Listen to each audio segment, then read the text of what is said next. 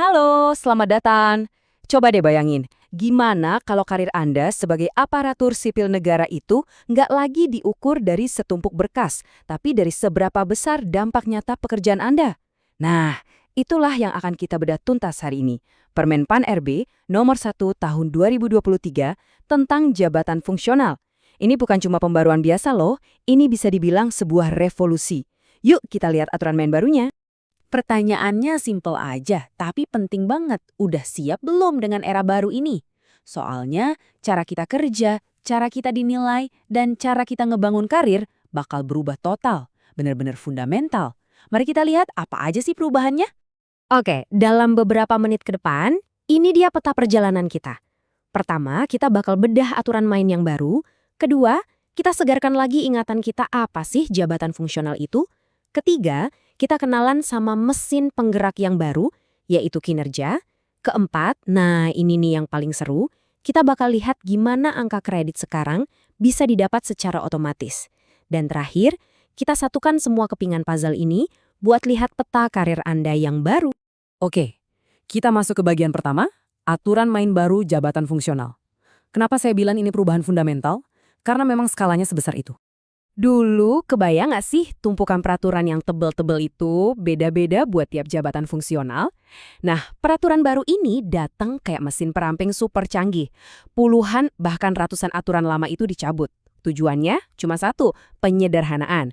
Jadi lupakan deh kerumitan masalahmu, sekarang cuma ada satu buku panduan yang jelas buat semua, bikin jalur karir Anda jadi jauh lebih terang dan gampang dipahami. Selanjutnya, ayo kita segarkan lagi pemahaman dasar kita. Sebenarnya apa sih jabatan fungsional? Dan ada jenis apa saja sih di aturan yang baru ini? Jadi, apa itu jabatan fungsional atau yang biasa disingkat JF? Gampangnya gini, ini adalah jabatan-jabatan yang fokusnya ke pelayanan, tapi dasarnya itu keahlian dan keterampilan spesifik. Nah, dua kata kunci ini, keahlian dan keterampilan, itulah yang jadi pembeda. Anda bukan seorang generalis, Anda adalah spesialis di bidang Anda. Nah, JF ini punya dua jalur utama. Di sisi kiri, ada kategori keahlian. Ini buat Anda yang fokusnya ke penguasaan ilmu, analisis yang mendalam. Jenjangnya itu dari ahli pertama sampai ahli utama. Terus di sisi kanan, ada kategori keterampilan. Ini buat yang jago di praktek dan hal-hal teknis. Jenjangnya dari pemula sampai penyelia. Jadi, Anda ada di jalur yang mana? Penting banget buat tahu posisi Anda. Nah, ini dia jantung perbahannya. Bagian ketiga, kinerja sebagai mesin penggerak baru. Kita sekarang pindah dari era ngumpulin butir-butir kegiatan ke era memenuhi ekspektasi kinerja. Yap, Anda nggak salah dengar. Masih ingat kan repotnya ngumpulin bukti ini itu, dokumen buat setiap butir kegiatan demi angka kredit? Sistem itu sekarang resmi masuk museum. Era itu sudah berakhir. Fokusnya kini bener-bener geser total. Jadi gantinya apa dong? Model yang baru ini pusatnya ada di satu hal, ekspektasi pimpinan. Artinya fokusnya bukan lagi seberapa banyak tugas yang Anda kerjakan, tapi seberapa besar dampak dari hasil kerja Anda buat target organisasi. Dan ini bukan lagi komunikasi satu arah loh, kuncinya ada di dialog kinerja yang intens dan terus-menerus antara Anda dan atasan. Ini soal cara baru kita berkomunikasi soal pekerjaan. Terus, apa sih ekspektasi itu? Aturan ini mendefinisikannya dengan sangat jelas. Harapan atas hasil kerja dan perilaku kerja. Jadi, di setiap awal periode, Anda dan pimpinan bakal ngobrol, dialog, buat nentuin harapan ini. Inilah yang bakal jadi kompas kerja Anda setahun ke depan. Oke, sekarang kita sampai di bagian yang kayaknya paling ditunggu-tunggu. Kalau butir kegiatan udah nggak ada, terus gimana caranya dapat angka kredit? Jawabannya keren banget, konversi otomatis. Ini dia terobosannya, sebuah penyederhanaan yang luar biasa. Sistemnya logis banget. Predikat kinerja tahunan Anda, apakah itu sangat baik, baik, atau yang lain, sekarang secara otomatis diubah jadi angka kredit. Saya ulangi ya, otomatis. Artinya apa? Nggak ada lagi tuh yang namanya ngajuin dupak yang makan waktu dan tenaga. Kinerja bagus, angka kredit langsung masuk. Sesimpel itu. Coba perhatikan baik-baik karena slide ini adalah jantung dari sistem yang baru.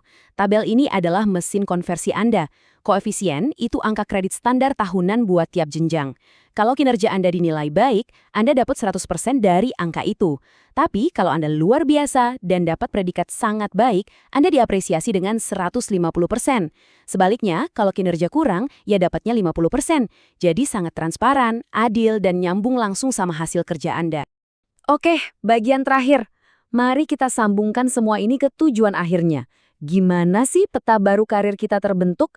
Gimana cara naik pangkat dan jenjang jabatan dengan aturan baru ini? Jadi, gimana caranya naik jenjang sekarang? Jawabannya jauh lebih simpel. Anda cuma perlu centang 3 kotak ini. Pertama, kumpulkan angka kredit kumulatif yang datangnya dari konversi kinerja tahunan tadi.